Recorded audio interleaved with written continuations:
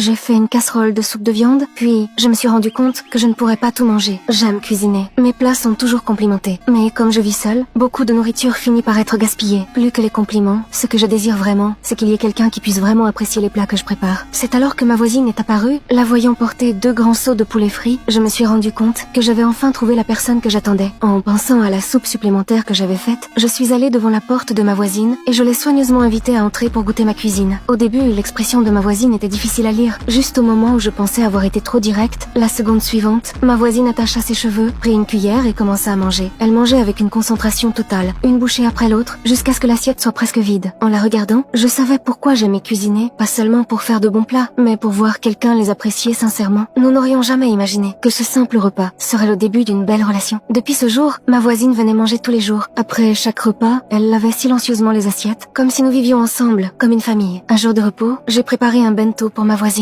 Des morceaux de poulet croustillants, des rouleaux de légumes frais et quelques tomates cerises, soigneusement emballés dans un déjeuner fait avec soin. Ma voisine a mangé sans beaucoup d'expression, mais dans son cœur, elle était complètement attendrie. Noël approchait, les gens autour de moi parlaient de comment ils passeraient les vacances avec leurs partenaires, et je me suis soudainement sentie un peu mal à l'aise. C'est à ce moment-là que ma voisine m'a envoyé un message pour me remercier pour le bento, et mon cœur s'est senti comme si du miel fondait lentement à l'intérieur. Un collègue a soudainement soupiré, disant que c'est effrayant d'aimer quelqu'un, parce que si une déclaration d'amour est rejetée, on ne pourrait même pas rester amis. Ces mots sont restés dans mon esprit pendant le trajet du retour, mais quand j'ai vu les ingrédients frais au supermarché, mes yeux se sont illuminés à nouveau. J'ai acheté beaucoup plus que ce dont j'avais besoin, préparant un oden à partager avec ma voisine. Quand j'ai soulevé le couvercle de la casserole, un arôme chaleureux a envahi la pièce. Ma voisine mangeait comme si elle participait à un rituel silencieux, concentré et calme. En la regardant, je me suis rendu compte que mon appétit était bien meilleur. Peu de temps après, la grande casserole d'oden était complètement vide. J'ai hésité, puis j'ai demandé à ma voisine si elle retournait chez elle pour Noël. Ma voisine a secoué la tête, sans explication, puis, prenant son courage à 2 mains, je lui ai proposé de passer Noël ensemble. En la regardant, ma voisine semblait comprendre ce que je voulais dire. Elle m'a souri doucement, et j'ai eu l'impression que mon cœur allait exploser dans ma poitrine. Entre nous, les sentiments partagés étaient chauds et indéniablement réels.